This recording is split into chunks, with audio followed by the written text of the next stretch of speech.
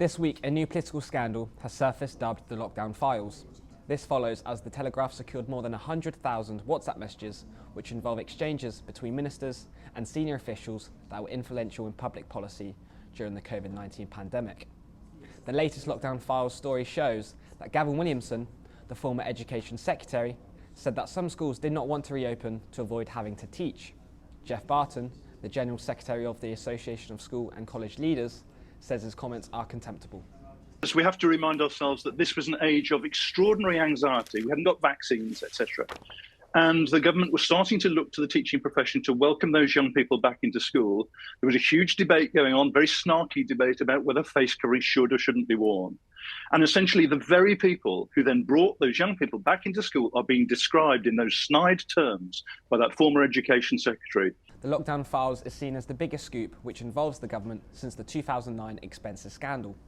The story came from Isabel Oakeshott, who co-wrote Matt Hancock's memoir titled Pandemic Diaries, The Inside Story of Britain's Battle Against COVID. Oakeshott intentionally broke a non-disclosure agreement to release the data. She said she released the details as she believes that the story is in the public's interest. In yesterday's Prime Minister Questions, Keir Starmer, the leader of the Labour Party, questions Rishi Sunak on whether this means the COVID-19 inquiry should be brought forward and published by the end of this year. The inquiry has not yet proceeded with formal hearings, but the investigation to date has cost up to £85 million.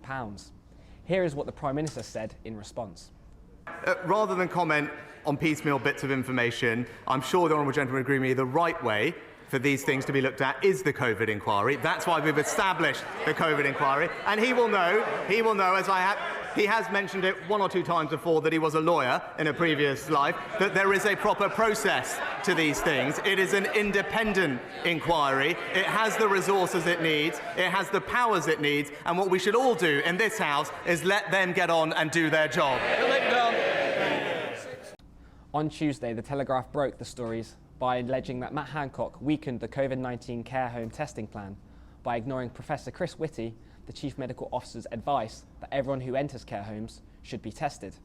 He instead only decided to make testing mandatory for people who were entering care homes from hospitals.